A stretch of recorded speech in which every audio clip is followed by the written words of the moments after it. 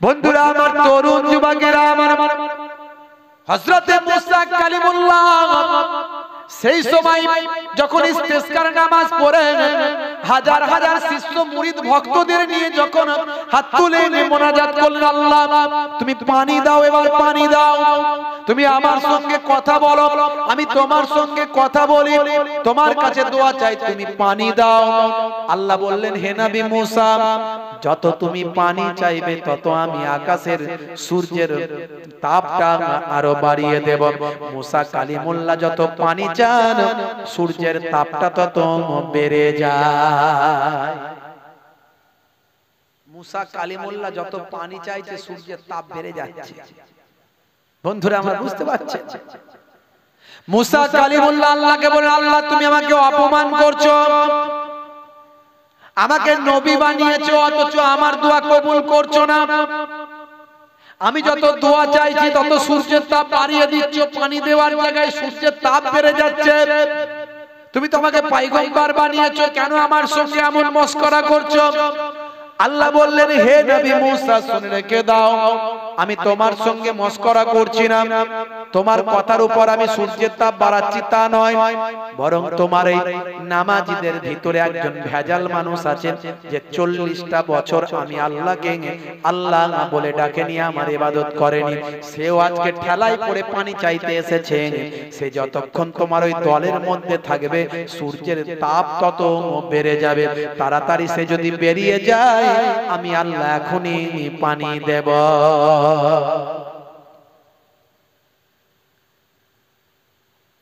বন্ধুরা আমার, তরুণ যুবকেরা আমার, হে আমার মুরব্বিয়ানেরা, হে যুবকেরা শুনে রেখে দাও, হযরতে মুসা কালিমুল্লাহ সেই সময় বলতে লাগলেন, কে আছো উঠে পড়ো, কে আছো ভেজাল, ভেজাল মাল আছে ভিতরে, আছে না নাই? এখানে সবাই কি নামাজি আছে? জোরে বলেন। জেনাখোর আছে না নাই? মাতাল আছে না নাই? লটারি খোর আছে না নাই? তাহলে দোয়া যে আমরা চাইবো কবুল হবে, গ্যারান্টি আছে? কিন্তু যদি কেউ পালিয়ে যায়, তাহলে লোকে তো বুঝে যাবে যে মাল পালিয়ে গেল, হুজুর বলল তাই। কথা ঠিক না ভুল? হে তরুণ যুবকেরা, হে আমার বন্ধুরা, হে আমার মুরব্বিয়ানেরা, শুনে রেখে দিন বাবা, হযরতে মুসা কালিমুল্লাহ যখন বললেন, কে আছো বেরিয়ে যাও, তোমার জন্য পানি হয়নি, সেই মানুষটা যদি বেরিয়ে যায়, লোকে চিনবে না, চিনবে না? বুঝে যাবে কি যাবে না? জোরে বলে, বুঝে যাবে কি যাবে না? কেউ কি বেরিয়ে যাবে? মুসা নবী যত বলছে বেরিয়ে যাও, কে আছো ভেজাল মাল, 40 বছর আল্লাহকে ডাকো না, আল্লাহর ইবাদত 40টা বছর করো না, আজ পানির জন্য এখানে এসেছো, বেরিয়ে যাও। হে তরুণ যুবকেরা, হে আমার বন্ধুরা, সেই মানুষটা বেরিয়ে যাওয়া তো দূরের কথা, মাথাটা নিচু করে আল্লাহর দরবারে কাঁদতে লাগলো। কোরআন মাজিদে আমার আল্লাহ বলেছেন, ইয়া আইয়ুহাল্লাযীনা আমানু তুবু ইলাল্লাহি তাওবাতান নাসুহা, হে বিশ্বাসী বান্দারা, তোমরা আমি আল্লাহর কাছে তওবা করো, অন্তর থেকে তওবা করো। আল্লাহ রাব্বুল আলামিনের কাছে অন্তর থেকে যদি তওবা করা হয়, আমি এমন তওবা করলাম, ফারদার আর এই অন্যায়টা করব না, এভাবে যদি তওবা করো, তোমার জীবনের গুনাহ মাফ করা আমার মালিক কে? জোরে বলেন কে? আমরা আজকে হুজুরের ওয়াজ শুনলাম, তওবা করে ফেললাম, কালকে বলছি যা হবে হবে, আবার মাল চালিয়ে দেন না, যা হবে হবে, বুঝতে পারছেন? আবার পরশুদিন তওবা করলাম, কাজ হবে? জোরে বলেন কাজ হবে?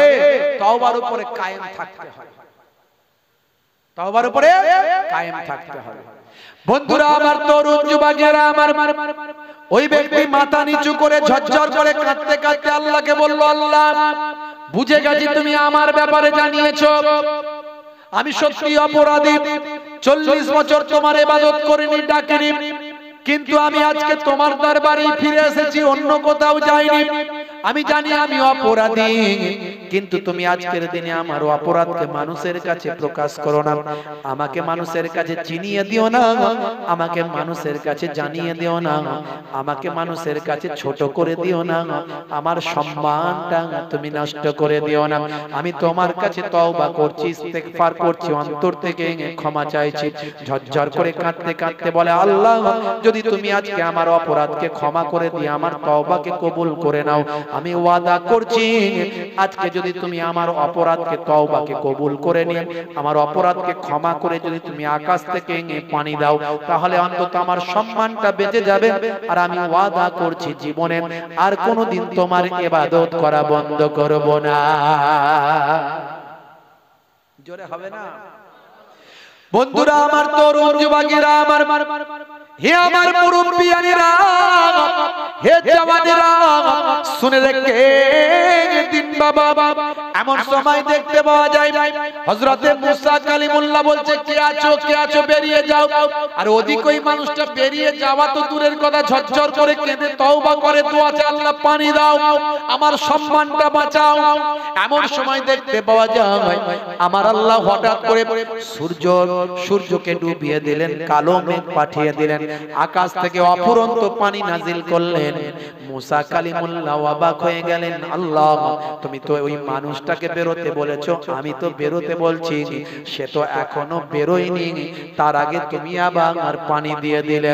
বিষয়টা বুঝতে পারলাম না, লোকের মাঝখানে আমি মিথ্যাবাদী হয়ে যাব, অপমানিত হয়ে যাব, কেন তুমি এমনটা করলে? আমি তোমার কাছে যখন দোয়া চেয়েছি পানি দাও, তখন তুমি সূর্যের তাপ বাড়িয়ে দিয়েছো, আর এখন আমি যে মানুষটা অপরাধী তাকে বেরোতে বলছি, এখন তুমি পানি দিয়েছো, এটা কেন তুমি করলে? আল্লাহ বললেন, হে নবী মুসা শুনে রেখে দাও, যে মানুষটার জন্য আমি রাগান্বিত হয়ে পানি দিচ্ছিলাম না, সূর্যের তাপ বাড়িয়ে দিয়েছিলাম, এখন সে মানুষটার জন্য তার তওবাকে কবুল করে আমি তার খাতিরে পানিটা দান করে দিলাম। জোরে হবে না? বন্ধুরা আমার, তরুণ যুবকেরা আমার, হে আমার মুরব্বিয়ানেরা, হযরতে মুসা কালিমুল্লাহ বললেন, বুঝতে পেরেছি, তাহলে সে তওবা করেছে, তাই তুমি তাকে ক্ষমা করেছো আর তার জন্যই পানি দিয়েছো। আল্লাহ রাব্বুল আলামিনের দরবারে মুসা কালিমুল্লাহ বললেন, আল্লাহ তার সঙ্গে অন্তত আমার পরিচয়টা করিয়ে দাও, তার সঙ্গে অন্তত আমার দেখাটা করিয়ে দাও। আল্লাহ বললেন, না না মুসা কালিমুল্লাহ, তার সঙ্গে যদি তোমার দেখা করিয়ে দিই তাহলে তুমি তাকে অপরাধী বলে চিনতে পেরে যাবে, না না তোমার সামনেও আমি তাকে পরিচয় ঘটাবো না, তুমি তাকে চিনে যাও, এটা আমি চাই না, কারণ এটা আল্লাহ এবং বান্দার মধ্যে গোপন থাকবে। মানুষ যখন গোপনে অপরাধ করেছে, যখন গোপনে ক্ষমা চেয়েছে, আমি তার অপরাধকে মানুষের কাছে প্রকাশ করব না। হে নবী মুসা, এটা আল্লাহ এবং বান্দার একান্ত ব্যাপার, আমি কখনো তোমার সঙ্গেও তার পরিচয় করাবো না। বন্ধুরা আমার, তরুণ যুবকেরা, এই ওয়াজের দ্বারা আপনি কি বুঝলেন? যতই অপরাধ করেন না কেন, আজকে এই মজলিসে হতে পারে কোন সুদখোর আছে, মাতাল আছে, জেনাখোর আছে, অপরাধী আছে, যদি আপনি বিশ্বাস করেন, ছোট হুজুরের নাতি পীরনগর হুজুরের পোতা মোহেবুল্লাহ হুসাইনি বলে গেছে কোরআনের আয়াত দিয়ে যে কাল কিয়ামতটা হবে, কিয়ামতের একটা দিন হবে 50,000 বছরের দিন, সেই তুলনায় আজকে 50 বছর 60 বছর তুমি বাঁচবে মাত্র কয়েক মিনিট কয়েক সেকেন্ড। এই কয়েক মিনিট কয়েক সেকেন্ডে আর দুনিয়া দুনিয়া করে পেরেশান হয়ে যেও না। এসো আল্লাহকে চেনো, আল্লাহর হুকুম মানো, তওবা করে ফিরে আসো। আজকে যদি আপনার সারা জীবনের অপরাধকে খেয়াল করে তওবা করে ফিরে আসেন, মনে রাখবেন এই ঘটনার দ্বারাই, এই কিতাবের তাফসীরের দ্বারাই আপনি পাবেন, হে তরুণ যুবকেরা, মুরব্বিয়ানেরা, আমার আল্লাহ আপনার জীবনের গুনাহকে maaf করে দিয়ে আপনার পূর্বের গুনাহগুলো ক্ষমা করে দেবেন। মুসা কালিমুল্লাহ তাই প্রশ্ন করেছিলেন, আবার আল্লাহ কি বলেছিলেন? আল্লাহ গো, সবাই তো আর পাপ করে না, শাস্তি কেন সবাই পায়? আল্লাহ কি বলেছিলেন? পরে উত্তর দেব বলেছিলেন না বলেননি? এই বলে দেবো তো নাকি? কি উত্তর আল্লাহ দিয়েছিলেন? না বললেও হবে? জোরে বলেন, না বললেও হবে? বলতে হবে? না বললে হবে না, এটা বাদরা থাক না, এটা বাদ থাকে। কারা কারা চান না হাত তুলে দেখান তো দেখি। সবাই চান, মাশাআল্লাহ। বন্ধুরা আমার, তরুণ যুবকেরা আমার, মুসা কালিমুল্লাহকে আল্লাহ বলেছিলেন, হে নবী মুসা, উত্তরটা আমি পরে দেব। একদিন দেখা যায় মুসা কালিমুল্লাহ কোন এক গাছতলায় ছিলেন, গাছের গোড়ায় ছিলেন। এমন সময় গাছের গোড়ায় একটা ভাই আমার ভয়ঙ্কর পিঁপড়ে মুসা নবীর পায়ে কামড়ে দিয়েছে। মাঝে মাঝে কাঠ পিঁপড়ে আছে না নাই? ভয়ঙ্কর পিঁপড়ে, কাঠ পিঁপড়ে কামড়ে দিলে মাথা খারাপ, চুলকে চুলকে অস্থির, ফুলে ঢোল। আরো কত ভয়ঙ্কর পিঁপড়ে আছে, সুন্দরবনের জঙ্গলে গেলে দেখবেন পিঁপড়ের কামড় খেলে মাথা খারাপ। বুঝতে পারছেন? বিছে কামড়ানোর থেকে বেশি জ্বলবে। মুসা কালিমুল্লাহকে পিঁপড়ে কামড়ে দিয়েছে। মুসা কালিমুল্লাহ পাটা প্রচন্ড জ্বালা করছেন। মুসা কালিমুল্লাহ হুজুর রাগী মানুষ, তাকিয়ে দেখলেন কোন পিঁপড়ে? দেখেন পিঁপড়ের ঝাঁক। হে তরুণ যুবকেরা, মুসা কালিমুল্লাহ রাগান্বিত হয়ে পিঁপড়ের ঝাঁকেতে পা দিয়ে লগড়ে দিলেন, সমস্ত পিঁপড়ে গুলোকে মেরে ফেললেন। আমার আল্লাহ তখনই কথা চালু করে দিলেন, হে নবী মুসা, সেদিন বলেছিলেন যে সবাই তো অপরাধ করে না, শাস্তি কেন সবাই পায়? আজকে একটা পিঁপড়ে কামড়েছিল আর সবগুলোকে কেন তুমি মেরে দিলে বলো? উত্তরটা বলেছিলাম পরে দেব, এখনই তোমাকে দিয়ে দিলাম। বুঝতে পারছেন তো? এখনো সময় আছে, হেদায়েত হতে হবে, নালে লগড়ে দিলেই বিপদ হয়ে যাবে। হে তরুণ যুবকেরা, হে আমার বন্ধুরা, হে আমার মুরব্বিয়ানেরা, শুনে রেখে দিন বাবা, জেনে রেখে দিন বাবা। হে মুসলমান, একটুখানি লক্ষ্য করুন। আমার আল্লাহ আপনাকে আমাকে বেকার সৃষ্টি করেন না, আপনাকে আমাকে সৃষ্টি করেছেন কেবলমাত্র ইবাদত করার জন্য। আপনি ইবাদতটা করবেন, আল্লাহকে এক বলে মানবেন। কিন্তু কেউ যদি বলেন আল্লাহ আছে কিনা সেটা নিয়ে তার ডাউট, হে তরুণ যুবকেরা, নাস্তিকেরা, আপনাকে বলতে পারে যে আল্লাহ আছে কিনা তার প্রমাণ দাও। তুমি আল্লাহ আল্লাহ করো, আল্লাহর নামের ইবাদতটা করো, আল্লাহর নামের জিকির করো, তেলাওয়াত করো, নামাজটা পড়ো, সালাতটা আদায় করো। আচ্ছা বলো তো দেখি আল্লাহ আছে কিনা? আপনি বলবেন নিশ্চয় আল্লাহ আছে। কথা ঠিক না? বল, কি করে আছে? নাই আকাশ বাতাস চন্দ্র সূর্য গ্রহ উপগ্রহ সৌরজগৎ নবমণ্ডল ভূমণ্ডল, এই যা কিছু আছে সবকিছুর একজন মালিক আছে, স্রষ্টা আছে। এসব তো আর মানুষ সৃষ্টি করতে পারে না, এসব সৃষ্টি করেছেন আমার আল্লাহ।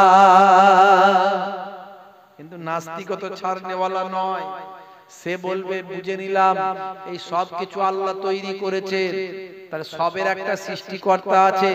বলো তো আল্লাহর সৃষ্টিকর্তা কে? বলতেই পারে নাস্তিক। নাস্তিক নাস্তিকের মতো প্রশ্ন করতে পারে। সবের স্রষ্টা আছে, সবের স্রষ্টা আছে, সৃষ্টিকর্তা আছে। আল্লাহর আগে কে সৃষ্টি করেছে? আল্লাহকে কে সৃষ্টি করেছে? এই প্রশ্ন যদি আপনাকে করে দেয়, আপনার কাছে কি কোনো উত্তর আছে ভাই? কোনো উত্তর আছে? কেউ উত্তর দিতে পারবেন? সবকিছুকে আল্লাহ তৈরি করেছে, আল্লাহকে কে তৈরি করেছে? বলতেই তো পারে। এই প্রশ্নটা তো তাসলিমা নাসরিন, তারপর আপনার সালমান রুশদি, তারপর এই যে আসাদ নূর, এরা তো এই প্রশ্নগুলো করে। হে তরুণ যুবকেরা, হে আমার বন্ধুরা, শুনে রেখে দিন বাবা, জেনে রেখে দেন হে মুসলমান, এটা খুব একটা জঘন্য প্রশ্ন। এই প্রশ্নটা কোনো মানে হয় না, এটা এমন কোন প্রশ্ন নয় হে তরুণ যুবকেরা। তবে হ্যাঁ, নাস্তিক যখন এরকম একটা প্রশ্ন করেছে, তার উত্তরটা সেই রকমই দিতে হবে বাবা। যেমন সে প্রশ্ন করেছে তেমন তার উত্তরটা দিতে হবে। হে তরুণ যুবকেরা, হে আমার মুরব্বিয়ানেরা, শুনে রেখে দিন বাবা, জেনে রেখে দিন বাবা। মনে করো ভাইরা আমার, তরুণ যুবকেরা, আমি আকাশে উড়ে গেলাম, 7 তবক আসমানটা আমি উড়ে উড়ে ঘুরে এলাম। আপনাকে এসে বললাম জানো তো আমি আকাশে উড়ে গেলাম, আমি একজন সাধারণ মানুষ, নবী আকাশে গিয়েছিলেন নবীর জন্য স্পেশাল, কিন্তু আমি আমার কথা বললাম কিংবা আপনি আপনার কথা বললেন। এটা যেমন কেউ বিশ্বাস করবে না, তেমন ভাই আমার এটা যেমন একটা অবান্তর কথা, তেমন আল্লাহর সম্পর্কে প্রশ্ন করা, আল্লাহকে কে সৃষ্টি করেছেন, এটাও একটা অবান্তর কথা। এই প্রশ্ন করার মতো কোনো প্রশ্ন এটা নয়, এটা প্রশ্ন করাই চলে না। তবে যখন প্রশ্নটা আপনাকে করে দেবেন, আপনাকেও তেমনই একটা উত্তর দিতে হবে। আপনি নাস্তিককে বলবেন ভাই নাস্তিক ভাই তোমার সঙ্গে আমার কোনো ঝগড়া নাই, তোমার সঙ্গে আমার কোনো ঝামেলা নাই, কোনো রকম অশান্তি নাই। আচ্ছা বলো তো দেখি নাস্তিক ভাই, তুমি তোমার প্রশ্নের আমি উত্তর দেব, তার আগে তুমি আমার একটা প্রশ্নের উত্তর দাও। কি প্রশ্নের উত্তর দেব? সেই সময় আপনি বলবেন বলো তো ভাই নাস্তিক ভাই তোমাকে 1 থেকে আমি গণনা করতে বললাম, তুমি গণনা চালিয়ে যাও, যখন থামতে বলবো তখন থামবে। নাস্তিক ভাই গণনা শুরু করলো, 1 2 3 4 5 6 7 8 9 10। নাস্তিক ভাইকে আপনি বললেন এবার থেমে যাও, নাস্তিক ভাই থেমে গেল। এবার আপনি বললেন ভাই নাস্তিক ভাই তোমাকে আমি যখন থামতে বললাম তখন তুমি থামলে, না বললে তুমি চালিয়ে যাবে গণনা, থামতে না বলা পর্যন্ত তুমি গণনা চালিয়ে যাবে। নাস্তিক ভাই আবার গণনা শুরু করবে। এমন সময় আপনি বলবেন ভাই নাস্তিক ভাই এবার তুমি ব্যাকে গণনা শুরু করে দাও, পেছন দিকে গণনা শুরু করে দাও, যখন আমি থামতে বলবো তখন থামবে, তার আগে তুমি থামবে না। নাস্তিক ভাই এবার গণনা শুরু করে দিল, 9 8 7 6 5 4 3 2 1। নাস্তিক ভাই থেমে গেল। আপনি বলবেন ভাই নাস্তিক আপনাকে তো থামতে বলি না, আপনি গণনা চালিয়ে যান, আপনি গণনা চালিয়ে যান। থামতে তো বলিনি, তখন থামতে বলেছিলাম থেমেছিলেন, এখন তো থামতে বলিনি, চালিয়ে যান। হে তরুণ যুবকেরা, নাস্তিক ভাই আবার গণনা শুরু করে দেবে, 10 9 8 7 6 5 4 3 2 1। আপনি বলবেন থামতে তো বলিনি, চালিয়ে যান। নাস্তিক ভাই রাগান্বিত হয়ে বলবে ভাই 1 হলো সংখ্যার প্রথম, 1-এর আগে কোনো সংখ্যা নাই, যা আছে সব 1-এর পরে। আপনি বলবেন আলহামদুলিল্লাহ। ভাই নাস্তিক আপনার উত্তরটা হয়ে গেছে।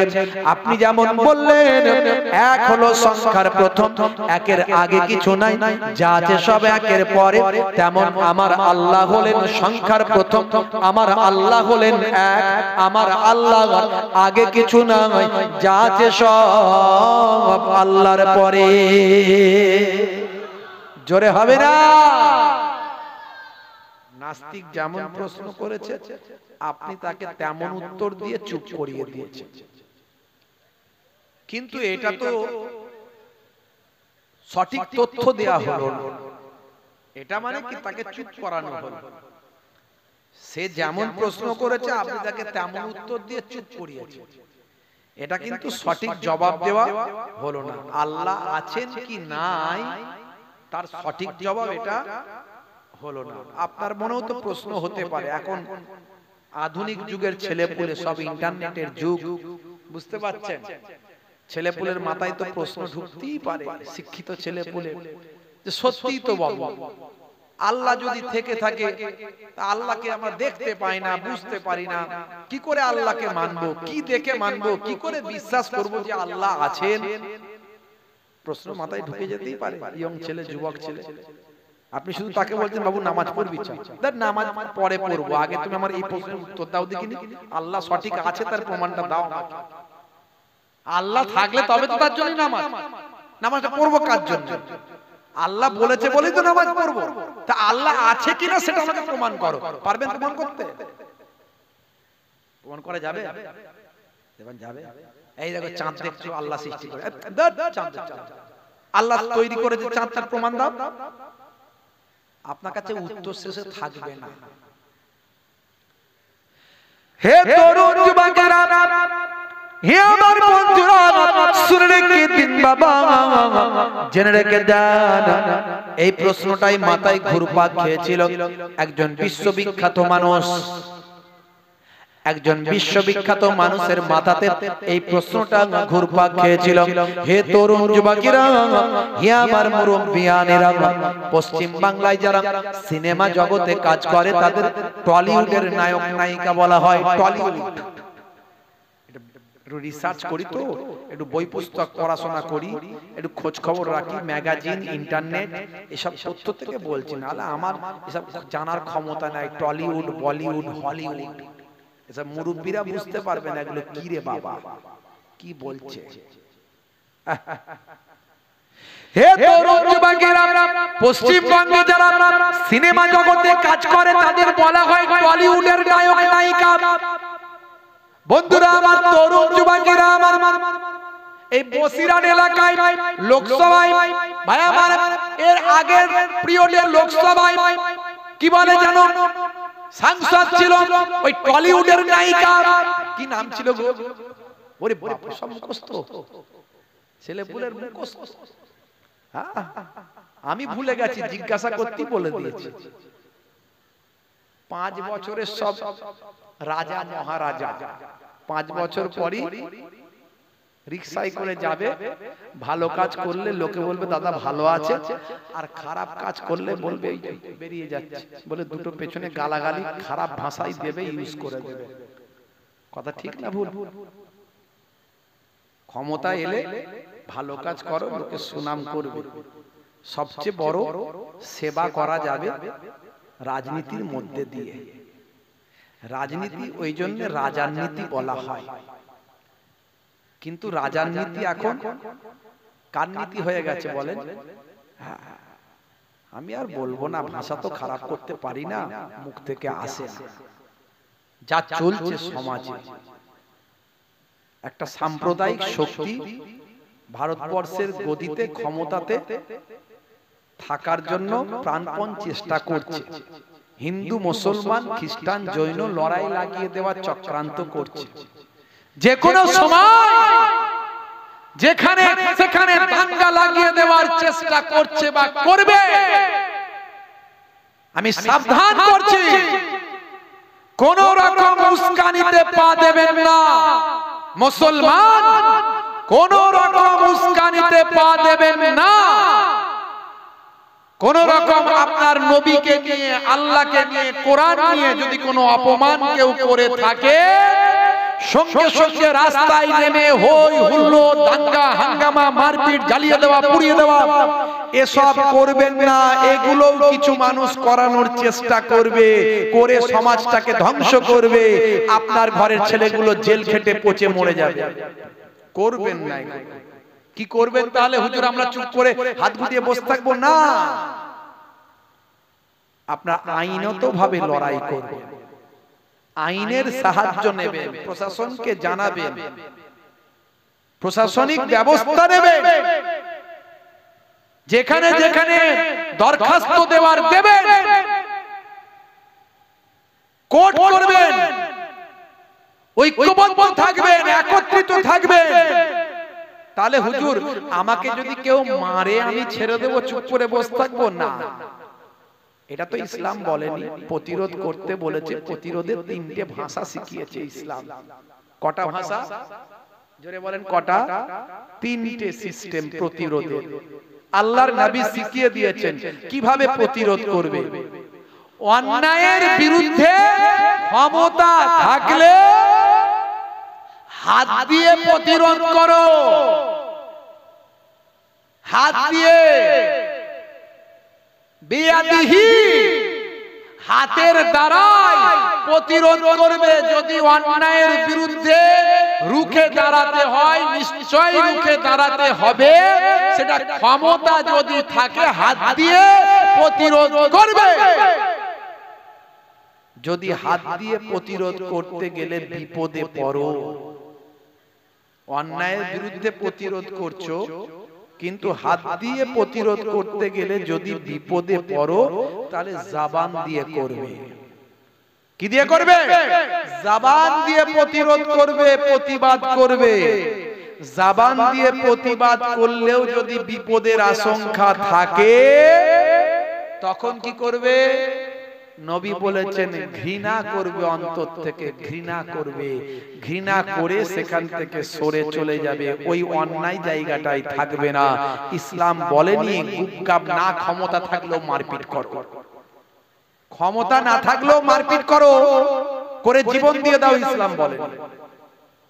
লা তালকু বিআইদিকুম ইলা তাহলুকাত। আল্লাহ রাব্বুল আলামিন কোরআন মাজিদে বলছেন তোমরা তোমাদের জীবনকে ধ্বংসের দিকে এগিয়ে দিও না। জীবনটাকে ধ্বংস করার জন্য নয়, গঠনমূলক চিন্তা ভাবনা, সামগ্রিক চিন্তা ভাবনা, শিক্ষামূলক চিন্তা ভাবনা, তোমাকে সেই চিন্তা ভাবনার মধ্যে দিয়ে যেতে হবে। এই সাম্প্রদায়িক শক্তি যদি ক্ষমতায় আবার আসে, সংবিধান দেশের পাল্টে যেতে পারে। দেশের সংবিধান পাল্টে গেলে আপনার আমার ভোটাধিকার নষ্ট হতে পারে, ভোট দেওয়ার ক্ষমতার নাও থাকতে পারে। ভয়ঙ্কর পরিবেশ দেখছেন না? দেশের সর্বোচ্চ নেতাদের মুখের ভাষা, তারা একটা দেশের যেখানে 30 থেকে 40 কোটি মুসলমান বাস করে, সেই 30 থেকে 40 কোটি মুসলমানদের উদ্দেশ্যে যে ঘৃণা ভাষণগুলো দিচ্ছে, শুনলে মাথা খারাপ হয়ে যাবে। এরা দেশের এত বড় বড় লিডার, নেতা, কিন্তু তারা জানে না আজ যে নেতা কাল সে রিকশায় চেপে যাবে। ভালো কাজ করলে লোকে সম্মান করবে, খারাপ কাজ করলে লোকে পেছনে গালাগালি করবে। আজ যে বিরাট বড় মন্ত্রী, কাল সে রাস্তার ধারে হেঁটে বেড়াবে, বাজার করতে যাবে। কথা ঠিক না ভুল? ক্ষমতা বেশি দিন থাকে না,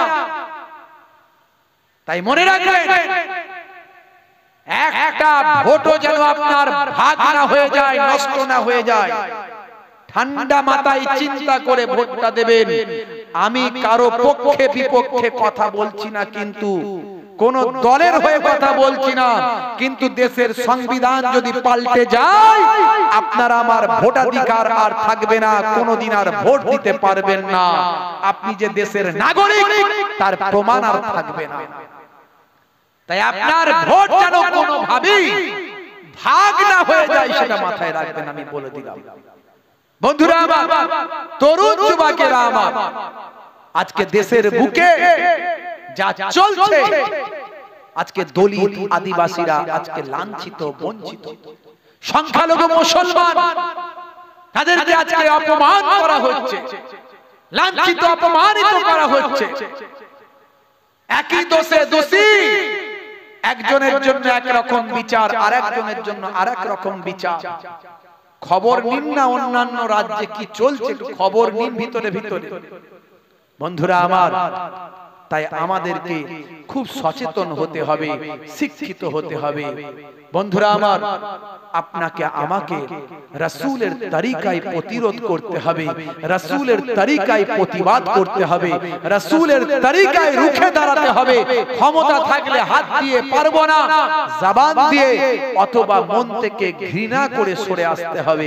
বলুন ইনশাআল্লাহ। হে তরুণ যুবকেরা, হে আমার বন্ধুরা, শুনে রেখে দিন বাবা, জেনে রেখে দেন হে মুসলমান। যে কথা বলছিলাম বাবা, তাহলে টলিউড, হলিউড আর বলিউডের কথা বলছিলাম। পশ্চিমবঙ্গে যারা সিনেমা জগতের নায়ক গায়ক, তাদের বলা হয় টলিউডের নায়ক নায়িকা। আর যারা বোম্বাইয়ের বুকে, ভাই আমার, বোম্বাইয়ের বুকে যারা নায়ক গায়ক, তাদের বলা হয় বলিউডের নায়ক নায়িকা। আর যারা ইংল্যান্ডের জমিনের নায়ক নায়িকা, তাদের বলা হয় হলিউডের নায়ক নায়িকা। আমি হলিউডের একজন বিখ্যাত নায়কের কথা বলবো। তার মনে এই প্রশ্নটা জেগেছিল, আল্লাহ যদি থাকেন তাকে দেখতে কেন পাই না, তার অস্তিত্ব কোথায়? সবকিছুকে যদি আল্লাহ সৃষ্টি করেন, আল্লাহকে কে সৃষ্টি করেছে? হলিউডের বিখ্যাত একজন নায়ক, তার নাম হলো mister dew Davis, internet search করে দেখুন, ইন্টারনেট সার্চ করে দেখুন মিস্টার ডিউ ডেভিসের কথা আমি বলবো। ডিউ ডেভিসের যে প্রশ্নটা ছিল সেই প্রশ্নটা আমি আপনাদের মাঝখানে বলবো। কেন বলছি আপনাদের সামনে এটা? তার কারণ হলো আপনি আল্লাহ আছেন তার প্রমাণ কেমন করে পাবেন? নামাজ তো পরের কথা, রোজা তো পরের কথা, হজ তো পরের কথা, যাকাত তো পরের কথা। যদি আল্লাহ থাকেন তবে তো এসব, যদি আল্লাহ থাকেন প্রমাণ করতে না পারেন, আল্লাহ আছেন প্রমাণ করতে যদি না পারেন, তাহলে এসব কথা আপনার মানবে কে? একটা শিক্ষিত বুদ্ধিজীবী মানুষ যদি আপনাকে প্রশ্ন করেন, আপনি কেমন করে তাকে উত্তর দেবেন? হে তরুণ যুবকেরা, মিস্টার ডিউ ডেভিসের কথা বলছি। মিস্টার ডিউ ডেভিসের মনে ভাই আমার, তার বন্ধুরা কেউ খ্রিস্টান, কেউ ইহুদি, কেউ নাসারা, বিভিন্ন ধর্মের মানুষ, তারা কিন্তু তাদের পক্ষ থেকে গড মানে, প্রভু মানে, স্রষ্টা মানে, সৃষ্টিকর্তা মানে। হে তরুণ যুবকেরা, কিন্তু মিস্টার ডিউ ডেভিস তিনি বলেন, আমি কোন প্রভুতে বিশ্বাস করতাম না, আমি হলাম একজন নাস্তিক, স্রষ্টা আছে বলে আমি কখনো মানতাম না। স্রষ্টা আছেন বলে আমি কিন্তু মানি না। আমার পিতা তিনি একজন হলিউডের অ্যাক্টর, আমার মা তিনি একজন বিখ্যাত মিউজিশিয়ান, হলিউডের মিউজিশিয়ান। সবাই কিন্তু আমাদের সেলিব্রিটি, কোটি কোটি টাকার মালিক, কারো কোনো পয়সার অভাব নাই। হে তরুণ যুবকেরা, হলিউডের সিস্টেম হলো যখন সেখানে কোনো অভিনেতা অভিনয় করে, বন্ধুরা আমার, তরুণ যুবকেরা আমার, তাদের যদি কোনো সন্তান থাকে, সন্তান যদি নাবালক হয়, বাচ্চা হয়, তখন সেই সন্তানের জন্য তার পিতামাতার পক্ষ থেকে পিএফ এর টাকা কেটে রাখার মতো একটা অ্যামাউন্ট কেটে রাখা হয়, যাতে করে তাদের সন্তানটার 18 বছর যখন বয়স হবে, ওই সন্তানটার অ্যাকাউন্টে টাকাটা ঢুকে যায়। এই 18 বছর যখন যুবক, হে তরুণ যুবক যখন হয়ে যায় বাবা, তার অ্যাকাউন্টে তখন লক্ষ লক্ষ কোটি কোটি ডলার তখন চলে আসে। এই লক্ষ লক্ষ কোটি কোটি ডলার যখন ছেলেটি পেয়ে যায়, মেয়েটি পেয়ে যায়, তখন তারা তাদের নিজেদের জীবনকে সঠিক পথে পরিচালনা করতে পারেনি। বিভিন্ন ভাবে তারা বা আমার পথভ্রষ্ট হয়ে যায়, অশ্লীল পথে তারা চলে যায়। আমি কিন্তু 6 বছর বয়স থেকে হলিউডের একজন শিশু শিল্পী, শিশু নায়ক হিসাবে, শিশু অভিনেতা হিসাবে কাজ করা শুরু করলাম। আর আমার পিতামাতা যেহেতু বড় বড় অ্যাক্টর, বড় বড় মিউজিশিয়ান, তাদের আর্থিক টাকাটা একটা অংশ কেটে আমার অ্যাকাউন্টে আসতে থাকে। 18 বছর যখন আমার বয়স হয়ে গেল, তখন আমি কিন্তু কোটি কোটি টাকার মালিক হয়ে গিয়েছিলাম। কিন্তু আমার মধ্যে অন্যান্য মানুষদের মতো, অন্যান্য যুবকদের মতো ভাবনা চিন্তা ছিল না। অশ্লীল পথে আমার ওই পয়সাটাকে অন্যায় পথে ব্যয় করবো এই মানসিকতা ছিল না। আমি ছোটবেলা থেকে মেধা ছিলাম, ছোটবেলা থেকে আমি মেরিট ছিলাম, সুন্দর অভিনয় করতে পারতাম, সুন্দরভাবে মানুষের কাছে উপস্থাপন করতে পারতাম।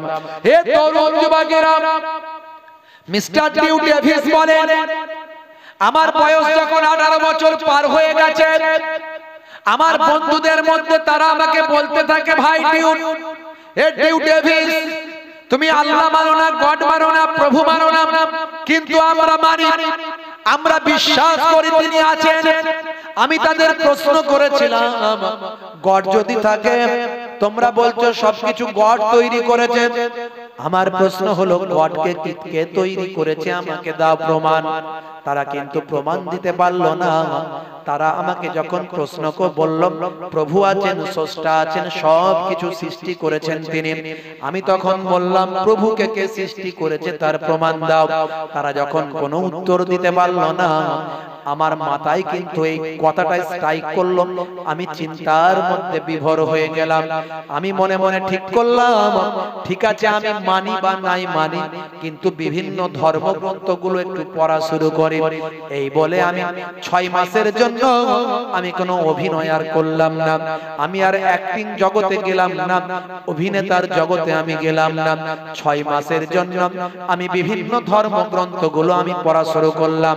আমি পড়া শুরু করলাম বাইবেল, আমি পড়া শুরু করলাম ত্রিপিটক, আমি পড়া শুরু করলাম জিন্দাবেশ, আমি পড়া শুরু করলাম পুরাণ, আমি পড়া শুরু করলাম কোরআন, আমি পড়া শুরু করলাম বিভিন্ন ধর্মগ্রন্থগুলো পড়া শুরু করলাম। 6 মাসের জন্য আমি আমার বাড়িতে ঢুকে গেলাম। হে তরুণ যুবকেরা, হে আমার বন্ধুরা, হে আমার মুরব্বিয়ানেরা, শুনে রেখে দিন বাবা।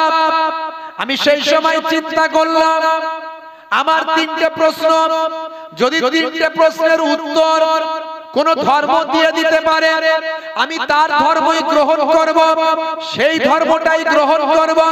যদি আমার 3টে প্রশ্নের উত্তর কেউ দিয়ে দিতে পারে, কোন ধর্মগ্রন্থ যদি দিয়ে দিতে পারে, কোন ধর্মীয় ব্যক্তি যদি দিয়ে দিতে পারে, আমি তার ধর্মটাই গ্রহণ করব। এই চিন্তা ভাবনা নিয়ে সমস্ত ধর্মগ্রন্থগুলো নিয়ে আমি বাড়ির মধ্যে ঢুকে গেলাম। 6 মাস আমি আর অন্য কোনো কাজ করলাম না। 6 মাস ধরে শুধু ধর্মশাস্ত্র নিয়ে রিসার্চ করলাম, গবেষণা করলাম। আমার প্রথম নাম্বার প্রশ্ন ছিল, 1 নাম্বার প্রশ্ন ছিল, যদি গড থেকে থাকেন, স্রষ্টা যদি থাকেন, প্রভু যদি থাকেন, নিশ্চয় তার পক্ষ থেকে একটা নির্দেশনা থাকবে, তার পক্ষ থেকে একটা পুস্তক থাকবে, তার পক্ষ থেকে একটা বই থাকবে। কেউ বলে প্রভুর পক্ষ থেকে এসেছে গীতা, কেউ বলে প্রভুর পক্ষ থেকে এসেছে বাইবেল, কেউ বলে প্রভুর পক্ষ থেকে এসেছে বেদ, কেউ বলে প্রভুর পক্ষ থেকে এসেছে ত্রিপিটক, কেউ বলে জিন্দাবেশ এসেছে, কেউ বলে কোরআন এসেছে, পুরাণ এসেছে। বিভিন্ন ধর্মগ্রন্থগুলো প্রভুর পক্ষ থেকে এসেছে। হে তরুণ যুবকেরা, মিস্টার ডিউডেভিসের 1 নাম্বার প্রশ্ন, প্রভুর পক্ষ থেকে নিশ্চয় একটা পুস্তক আসবে, বই আসবে। এটা হলো আমার পক্ষ থেকে প্রথম ভাবনা। যদি সত্যি প্রভু থাকেন, বিশ্বের সবকিছুকে গাইডলাইন করার জন্য, সঠিক পথে পরিচালনা করার জন্য নিশ্চয় একটা পুস্তক প্রভুর কাছ থেকে আসবে, আর সেই পুস্তকটা হবে সংরক্ষিত। সংরক্ষিত মানে হলো শত শত বছর ধরে সেই পুস্তকটার মধ্যে কোনো সংশোধন সংযোজন করা হবে না। শত শত বছর ধরে সেই পুস্তকটা সংরক্ষিত অবস্থা থাকবে, কোনো পরিবর্তনীয় হবে না। শত শত বছর ধরে, হাজার হাজার বছর ধরে সেই পুস্তকটাকে মানুষ মানবে, এমন একটা নিশ্চয় পুস্তক থাকবে। তবে নিশ্চয় পুস্তকটা হবে সংরক্ষিত। এটা হলো 1 নাম্বার আমার সূত্র, 1 নাম্বার আমার প্রশ্ন। যদি মিলে যায় এমন একটা গ্রন্থ, তাহলে আমার 1 নাম্বার প্রশ্নটা মিলে যাবে। 2 নাম্বার, হে তরুণ যুবকেরা, মিস্টার ডিউডেভিস বলেন 2 নাম্বার আমার প্রশ্ন ছিল, যদি এরকম একটা পুস্তক পাওয়া যায়, তাহলে নিশ্চয় 2 নাম্বার সূত্রটা যদি আমার মিলে যায়। কি সূত্র? ওই পুস্তকের মধ্যে কোনো বিরুদ্ধাচরণ, কোনো বক্তব্য থাকবে না। একটা চলবে, একটা চলবে না। একই বিষয়ের উপর একটা চলবে আর একটা চলবে না, এই রকম কথা থাকবে না। যেমন নামাজ কোথাও পড়তে বলা হলো, আবার কোথাও নিষেধ করা হলো, এরকম থাকবে না। অর্থাৎ বিরুদ্ধাচরণ বক্তব্য থাকবে না, বিরুদ্ধ বক্তব্য থাকবে না, সাংঘর্ষিক বক্তব্য থাকবে না, একটা বক্তব্যের মধ্যে মতপার্থক্য থাকবে না। নিশ্চয় প্রভু যখন বলবেন সারা পুস্তকটার মধ্যে একই কথা বলবেন। এটা হলো 2 নাম্বার আমার সূত্র।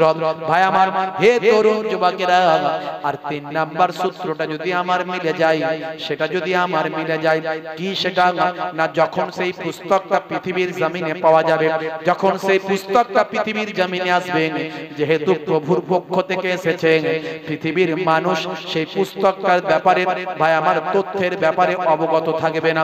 এমন এমন তথ্য সেই পুস্তকের ভিতরে থাকবে যা তৎকালীন যুগের মানুষের জানা থাকবে না।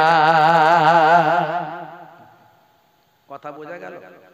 1 নাম্বার, প্রভু যদি থাকে, একটা তার পক্ষ থেকে বাণী আসবে, পুস্তক আসবে, আর সেই পুস্তকটা থেকে আমার 3টে প্রশ্ন। পুস্তকটা যদি সংরক্ষিত হয়, সংরক্ষিত মানে শত শত বছর, হাজার হাজার বছর ধরে মানুষ মেনে আসছে, সংরক্ষণ করা আছে, তাতে কোনো সংশোধন সংযোজন কেউ করেনি, কেউ প্লাস মাইনাস করেনি। এক নাম্বার। দুই নাম্বার, সেই পুস্তকের বক্তব্যে কোনটা কোন বক্তব্য পক্ষে আবার কোন বক্তব্য তার বিপক্ষে এরকম থাকবে না। সবটাই প্রভু যেটা বলবেন সে প্রভুর বক্তব্য, কখনো বিরুদ্ধাচরণ থাকবে না, যেটা বলা হবে সেটাই থাকবে। কোথাও বলা হবে মদ খাওয়া হারাম, আবার কোথাও সেই পুস্তকে বলা থাকবে মদ খাওয়া হালাল, এটা থাকবে না। হারাম হারাম, বোঝা গেল কথা? তিন নাম্বার, সেই পুস্তকটা ভাইরা আমার, তরুণ যুবকেরা আমার, মুরব্বিয়ানেরা আমার, শুনে রেখে দেন, জেনে রেখে দেন, ওই পুস্তকটা কি বলবো ভাইরা আমার, ওই পুস্তকটার মধ্যে এমন কিছু বক্তব্য, যে বক্তব্যগুলো, তথ্যগুলো সেই জামানা তৎকালীন যুগের মানুষেরা জানে না, যেহেতু প্রভুর কাছ থেকে এসেছে, প্রভুই জানেন, পৃথিবীর মানুষের জানার কথা নয়। এমন বক্তব্য সেখানে আছে, তখনকার মানুষ সেটা জানে না। গবেষণা করছে সব পুস্তক নিয়ে, করতে করতে মিস্টার ডিউ ডেভিস কোরআন মাজিদ পড়া শুরু করে দিলেন। জোরে হবে না? আর জোরে হবে না? যদি আগুন লেগে ধ্বংস হয়ে যায়, ধ্বংস হয়ে যায় পৃথিবীর সব বইয়ের দোকান, তবু বিশ্ব থেকে হারাবে না পবিত্র কোরআন। জোরে হবে না? পেছন দিকের মানুষগুলো একটু জোরে হবে না? হে তরুণ যুবকেরা আমার, আমার আল্লাহ কোরআন মাজিদে বলেন যালিকাল কিতাব।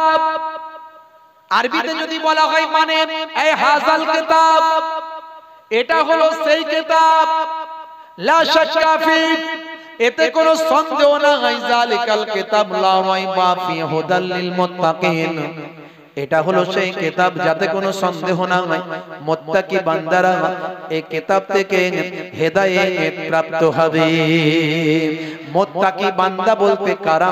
যারা আল্লাহকে ভয় করে। হে তরুণ যুবকেরা, আমার আল্লাহ বারবার বলেছেন ইয়া আইয়ুহাল্লাযীনা আমানুত্তাকুল্লাহ, হে বিশ্বাসী বান্দারা তোমরা আমি আল্লাহকে ভয় করো। আল্লাহকে যদি বান্দা বেশি বেশি ভয় করতে পারে, তখনই বান্দা মুত্তাকি বান্দা হতে পারবে। আমরা আল্লাহকে বেশি ভয় করি না পুলিশকে বেশি ভয় করি? বলেন তো কাকে ভয় করি? মন থেকে, অন্তর থেকে বলবেন ঠিক করে। ওই ওপরে হুজুরকে খুশি করার জন্য আল্লাহকে ভয় করি বলে দেবেন, হ্যাঁ? আর জোহরের আজান হচ্ছে আর ওদিকে পুলিশ এসেছে, পুলিশ এসে ডাক দিয়েছে, আজানে যাবেন না পুলিশের কাছে যাবেন? নামাজ আমার অনেক আছে বাবা, আগে পুলিশ বাবু কি বলছে দেখি, বাবারে ধরে নিয়ে চলে গেলে বিপদ হয়ে যাবে। কথা ঠিক না ভুল? এসডিও সাহেব চিঠি করেছে, চিঠি কাল সকাল 10টার সময় এসডিও অফিসে এসে দেখা করো, সিভিক পুলিশ চিঠিটা ঘরে দিয়ে চলে গেল। 10টার সময় সলিমউদ্দিন ভাইকে এসডিও অফিসে ডেকেছে। আপনি 10টায়, 10:30টায় গিয়ে পৌঁছাবেন, 11টায় গিয়ে পৌঁছাবেন, না কটায় যাবেন? সকাল 9টার আগে গিয়ে বসে থাকবেন। বাবা রাস্তায় জ্যামে যদি পড়ে যায়, লেট যদি হয়ে যায়, 10টার জায়গায় 10:30টা হয়ে গেলে আবার বিপদ বেড়ে যেতে পারে। কথা ঠিক না ভুল? তাহলে মুসলমান ভয় কাকে বেশি করি, আল্লাহকে না পুলিশকে? আল্লাহকে না নেতাকে? নেতাকে, চোরকে, ডাকাতকে। শেষে আল্লাহকে একটু না জান্নাত যদি না দেয়, সবাই বলছে হুজুররা এত ওয়াজ করছে, নামাজটা না পড়লে নয়, হলে হলো, না হলে না হলো, চল না বাবা কোন রকমের 2 রাকাত পড়ি। জুম্মার দিনে বাঁশবাগানের ঝাড় থেকে ফ্রি ফায়ার খেলতে খেলতে মুসলমানের পল্টু ছুটে ছুটে, ভাই আমার ফ্রি ফায়ার বন্ধ করতে করতে ইমাম সাহেব যখন আল্লাহু আকবার বলেছে, ও খেঁচে মেরে দৌড়ে মসজিদে গিয়ে কোন রকমে পাশ কাটিয়ে সিজদাটা ঠকা ঠক মেরে দিয়েছে। বুঝতে পারছেন? এই তো আল্লাহকে ভয় করি না। নামাজটা জুম্মার দিনেও পড়লে লোকে বলবে জুম্মার নামাজও পড়েনি। আরো ভালো করে জানে, হুজুররা বলে মনে হয় যে 3টে জুম্মা বাদ দিলে নাকি মুসলমানের খাতা থেকে বাদ। এই মশলা ভালো জেনে আছে, 2টো বাদ দিলেও 3 নম্বরটা মিস করবে না। যেখানেই থাকুক 2 রাকাত ছুটতেই হবে মাথা গিয়ে, না হলে নাম যদি কেটে যায়। বুঝতে পারছেন? হ্যাঁ, মুসলমানের ছেলে শাহরুখ খানের ভক্ত, সলমান খানের ভক্ত, নায়ক গায়কের খেলোয়াড় প্লেয়ারের ভক্ত। হাই রে হাই, রাগ করবেন না ভাই। মুসলমান মাথা চুলে ছাঁট দেখলে বমি এসে যায়। কি চুলের ছাঁট? বলে হুজুর এটা রোনাল্ডিনহোর ছাঁট দিয়েছি। সর্বনাশ! রোনাল্ডিনহোর ছাঁট, ওটা ও কি মানায়, তোমায় কে মানায় না। ওটা ও কি মানায়, তোমাকে মানায় না। তুমি চাইনিজদের স্টাইল করছো, ওকে আল্লাহ চাইনিজ করেছে, ওর স্টাইলটা ওকে মানায়। তোমাকে আল্লাহ মুসলমান ঘরে পাঠিয়েছে, তুমি মুসলমান ঘরের স্টাইলটা দাও, ওটা তোমাকে মানাবে। দুনিয়াতেও মানাবে, আখিরাতেও মানাবে। কথা ঠিক না ভুল? মুসলমানের ছেলে হাতে বালা, কানে দুল, প্যান্টের 3 জায়গায় ছেঁড়া, হাতে লাগিয়েছে কালো কার, পায়ে লাগিয়েছে কালো কার, মাথার চুলের ছাঁটটা সেই চিমার মতো না রোনাল্ডিনহোর মতো দিয়েছে। High high! মুসলমান আজকে নায়ক গায়কের ভক্ত হয়ে এদের চরিত্র কোন জায়গায় পৌঁছে গেছে। আল্লাহ আমাদের হেফাজত করেন। আমরা জানি না অন্যায় করছি বা করেছি, আমরা জানলাম কেন অন্যায় করব। মাঝে মাঝে জলসা এলে ওই খড়ি বাড়িতে একটু দাঁড়িয়ে চা খাই। বুঝতে পারছেন? চাটা ভালো করে তো, একটু দাঁড়াই চা খাই। রাস্তায় মসজিদে, ওখানে একটা ছোট মতো মসজিদ আছে, মাঝে মাঝে নামাজ পড়ি। কোন সময় যদি দেরি হয়ে যায়, হয়তো জামাত হয়ে গেছে, সময় দেরি হয়ে গেছে, গাড়িটায় বসে বসে একটু পশ্চিম দিকে মুখ করে আর একটু নামাজটা বসে বসে পড়ি। কোন কোন সময় এত ভিড়, হাই রে হাই, ছেলে মেয়ে সেখানে হই হই হচ্ছে। বুঝতে পারছেন? মুসলমানের ছেলে মেয়ে অশ্লীল ভাবে ঘোরাঘুরি করছে, এমন মানুষও সেখানে ঘোরাঘুরি করছে। ভাইরা আমার, তরুণ যুবকেরা আমার, বিয়ে শাদী হয়নি, বিয়ে শাদী হয়নি, যুবক যুবতীরা তারা হাত ধরে ঘুরে বেড়াচ্ছে। আপনার ঘরের ছেলে মেয়েটা পড়াশোনার নাম করে কোথায় যাচ্ছে আপনার কি খবর আছে? সেটা অবৈধ সম্পর্কের মধ্যে নিমজ্জিত আছে। হে যুবতী, তুমি একটা পুরুষের সঙ্গে, একটা যুবকের সঙ্গে অবৈধভাবে যে সম্পর্ক তৈরি করেছো, শাহরুখ খানের ভক্ত সেজেছো, ওই ছেলেটি তোমার সঙ্গে 2 বছর 1 বছর প্রেম নিবেদন করে, প্রেম প্রীতি ভালোবাসা করে, তোমার সঙ্গে অশ্লীলতা অন্যায় করে সে যদি পালিয়ে যায়, চলে যায়, তার দায়টা কে নেবে? যেটুকু অন্যায় করছো সেটা তো গুনাহ হচ্ছে, তার উপরে সে যদি তোমাকে বিবাহ না করে, পালিয়ে যায়, তুমি যে অশ্লীল ভাবে জীবন যাপন করলে, দায়টা কে নেবে? আজকে মুসলমানের ছেলে নায়ক গায়কের ভক্ত হয়েছে। High high!